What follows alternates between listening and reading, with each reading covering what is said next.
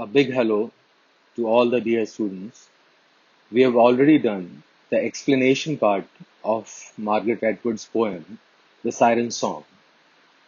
Now, in this lecture, we will go slightly deeper into the implications of this poem.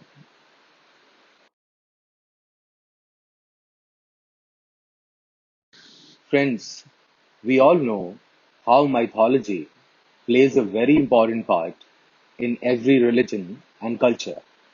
Myths are basically projections of different kinds of beliefs, fears, and things that are unknown or remain unexplained in different parts of the world. Every culture, every religion has its own mythology. For example, particularly in Greece and in India, there are thousands of mythical figures, gods, goddesses, demigods, demons, and so on, who have powers to bless somebody's life or to ruin it completely. The interesting part about these mythical figures is that they are supernatural with great powers, and yet they can behave like humans. They can get angry, they can get jealous, and even vindictive.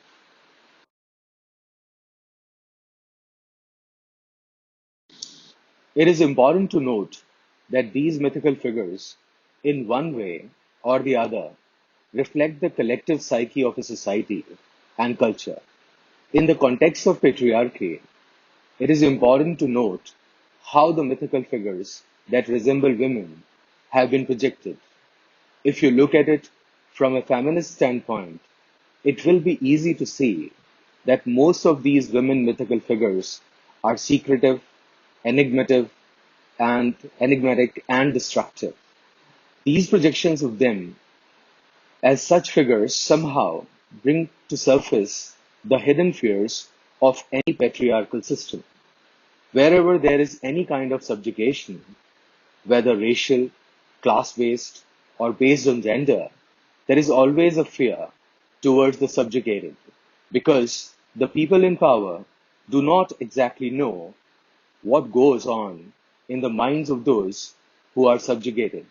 And therefore, most of the times, the subjugated people, whether racial or women, they are projected as potentially dangerous and mysterious.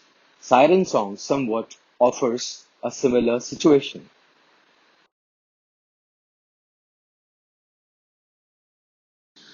Sirens singing a mysterious song that draws the sailors towards death.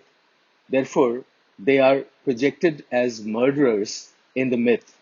However, if you look at it from another perspective, we will find that it is the embedded and deeply rooted ego of men that draws them towards the song. Patriarchy is bent upon believing that only men can be the saviors of the world, and women need to be saved, and only men can do it. Therefore, Atwood exposes the irony of the situation in Siren Song. The sailors who die are not actually the victims of the sirens, but they are the victims of their own male ego and pride. Another important point is the fact that whether men are really ready to face the reality of women. Atwood, through the figures of sirens and their song, brings the perennial struggle between projections of women as images and the truth of women that breaks these images and all the preset frames.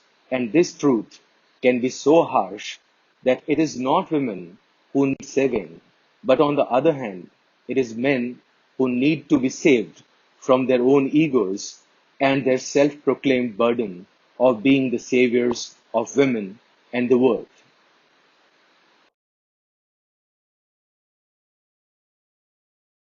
Towards the conclusion, we'll look at the technical aspect of this poem, and this part I've taken from a writer, Andrew Stacy.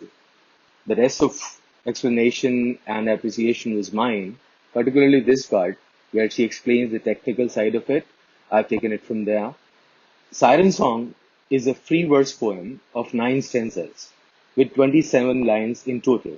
There is no rhyme scheme, and the meter in British English, has no set pattern. so the rhythms alter stanza to stanza. The lines are short, which means the reader has to focus on a careful read through. Pauses play an important role in the reading because of enjambment. When a line or a stanza continues to the next with no punctuation, maintaining the sense which occurs in every stanza. This means that the line breaks and the stanza breaks take an added importance and, generally speaking, slow the reader down just as the mythical song might have slowed the passing ships. Overall, the tone is intimate, ironic, and confessional. It is as if the speaker is whispering to the reader, drawing them even closer, just as the song does with the sailors in the ancient Greek myths. Thank you.